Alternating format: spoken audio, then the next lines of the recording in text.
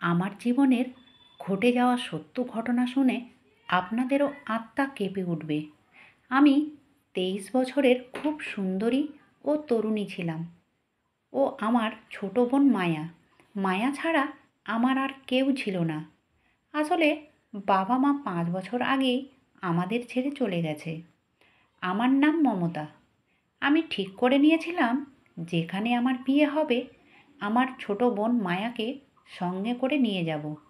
এতে যদি আমাকে কেউ বিয়ে না করে তাহলে প্রথমে আমি আমার ছোট বোনের বিয়ে দেব, তারপরে না হয় আমি বিয়ে করব। আমি একটা শপিং মলে কাজ করতাম। সেখানে একটি ছেলের সঙ্গে আমার ভালোবাসা হয়। সে যখন আমার সঙ্গে বিয়ে করার প্রস্তাব রাখলো, মানে আমাকে বিয়ে করতে চাইলো, তখন আমি আমার মনের কথা তাকে বললাম।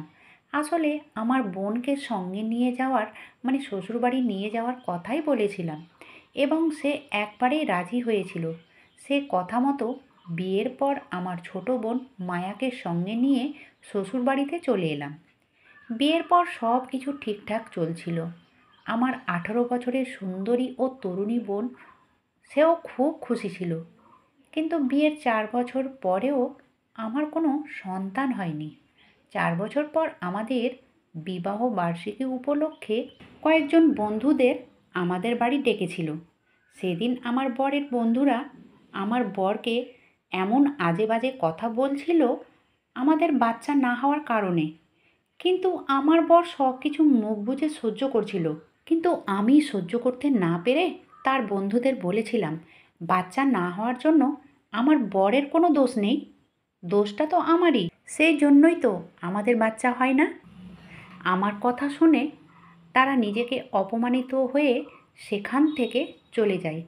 তারপরে শহীদ আমাকে বলেছিল, মানে আমার বর, আমার বরের নাম হচ্ছে শহীদ। সে আমাকে বলল, তুমি নিজের ওপর সব দোষ কেন নিলে? আমি বললাম, বাচ্চা না হওয়ার কারণে আমার সামনে দাঁড়িয়ে তোমাকে এইভাবে অপমান করবে আর আমি চুপচাপ দাঁড়িয়ে থাকবো? এদিকে আমার শ্বশুর শাশুড়িও, আমাদের বাড়ির আশেপাশে আত্মীয় স্বজন সবাই আমাকে অনেক উল্টোপাল্টা কথা শোনাতো, শুধুমাত্র আমাদের বাচ্চা হয় না সেই জন্য। তাই একদিন শহীদের, মানে আমার বরের হাত আমার মাথায় রেখে বলেছিলাম, আজকে আমি তোমার কাছে কিছু চাইবো, বলো তুমি আমাকে না বলবে না তো?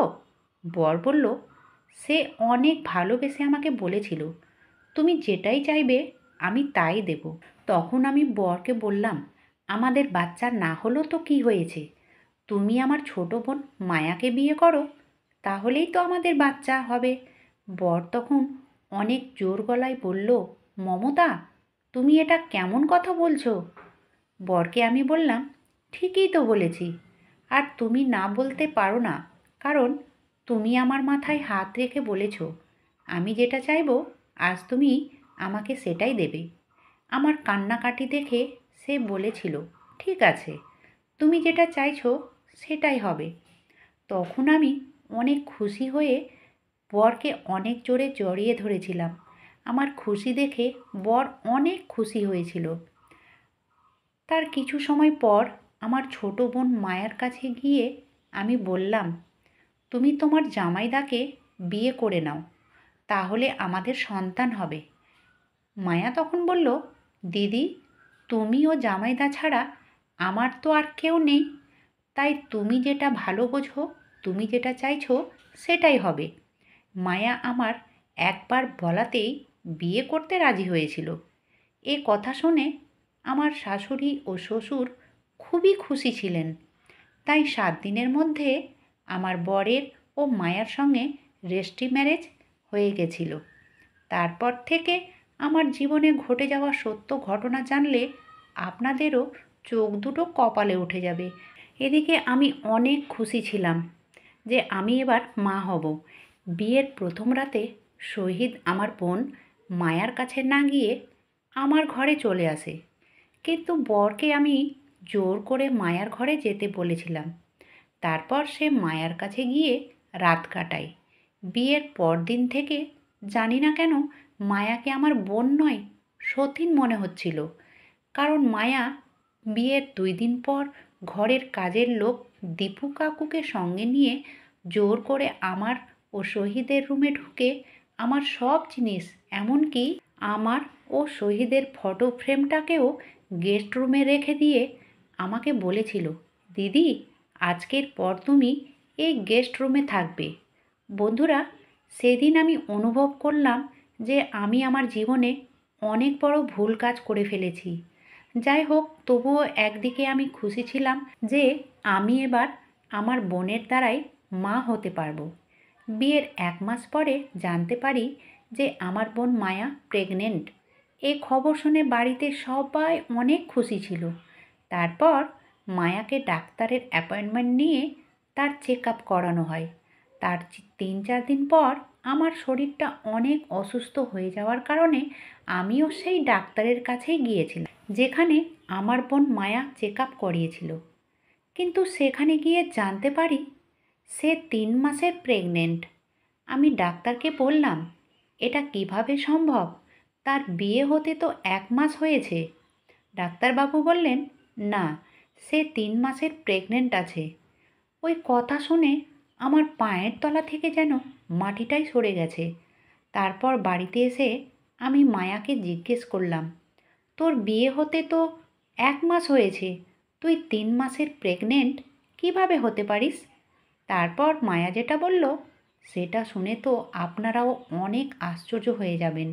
কারণ সে জোর গলায় আমাকে বলল, আমার সম্পর্ক জামাইবাবুর সঙ্গে 2 বছর আগে থেকেই আছে, তাই বেশি বাড়াবাড়ি না করে চুপচাপ থাকো। সেই কথা শুনে আমার মাথায় যেন বাজ পড়ে যায়। আমি পুরো জ্ঞান শূন্য হয়ে যাই, কারণ আমি ভাবতেই পারিনি যে আমার নিজের বোন ও আমার বর মিলে আমার পিঠ পিছনে এই সব কিছু করেছে। যে বরকে আমি চোখ বুজে বিশ্বাস করলাম, সে যে এত বড় বিশ্বাসঘাত করবে আমি স্বপ্নেও ভাবতে পারিনি। তবুও আমি বাচ্চার কারণে সব কিছু মেনে নিয়েছিলাম। কিন্তু তারপর থেকে আমার সঙ্গে দুর্ঘটনার পর দুর্ঘটনা হতেই থাকে। কখনো বা মাথায় ফ্যান পড়ার, কখনো বা গ্যাস সিলিন্ডার লিক হয়ে যাওয়া। কিন্তু কথায় আছে না যে ওপরওয়ালা বাঁচাতে চাইলে কেউ মারতে পারবে না, সেই রকমটাই আমার সঙ্গে হয়েছিল। সত্যি কথা বলতে, আমার সঙ্গে কোনো রকম দুর্ঘটনা নয়, আমাকে মেরে ফেলার জন্য ষড়যন্ত্র করেছিল। কিন্তু কে আমাকে মেরে ফেলার জন্য এই সব কিছু করেছিল শুনলে আপনাদেরও আত্মা কেঁপে উঠবে। কারণ আমার বর নাহি পরের ছেলে, কিন্তু আমার নিজের বোন মায়া এই সব কিছু করতে পারে এটা ভাবতেও পারিনি। হ্যাঁ বন্ধুরা, আমার বর ও আমার বোন মায়া দুজন মিলে আমাকে মেরে ফেলার জন্য চেষ্টা করেছিল। কিন্তু সত্যি কথাটা সবার সামনে আসার পরে আমার শ্বশুরমশাই ও শাশুড়ি মা আমারই সঙ্গ দিয়েছিল। কারণ আমি পরিবারের ভালোর জন্যই নিজের বোনের সঙ্গে বরের বিয়ে দিয়েছিলাম। কিন্তু তারা আমার সঙ্গে বিশ্বাসঘাত করেছে, সেই জন্য আমার সেই জন্য আমার শ্বশুর শাশুড়ি তাদের দুজনকে পুলিশের হাতে দিয়েছিল এবং তাদের দুজনকে যাবজ্জীবনের জন্য জেলে থাকার নির্দেশ দিয়েছিল। বন্ধুরা, এখন আমি আমার শ্বশুর ও শাশুড়ির সঙ্গেই থাকি, কারণ আমার বাবা মা তো কেউ নেই। আর আমার শ্বশুর শাশুড়ি আমাকে ভীষণ ভালোবাসে। তাই বলি, নিজের স্বামী হোক কিংবা নিজের বোন, কাউকে অন্ধবিশ্বাস করতে নেই। বন্ধুরা, ভালো থাকবেন, সুস্থ থাকবেন আর নিজের খেয়াল রাখবেন। আজকের গল্পটি এখানেই শেষ করলাম। গল্পতে কোনো ভুল ত্রুটি থাকলে আমায় ক্ষমা করে দেবেন। গল্পটি যদি ভালো লাগে তাহলে ছোট্ট একটা লাইক করার সঙ্গে চ্যানেলটাতে যদি নতুন হয়ে থাকেন তাহলে অবশ্যই সাবস্ক্রাইব করে নেবেন নিত্য নতুন ভিডিওর নোটিফিকেশান পাওয়ার জন্য। আজকের মতো এখানেই শেষ করলাম। আপনারা সবাই ভালো থাকবেন, সুস্থ থাকুন। ধন্যবাদ।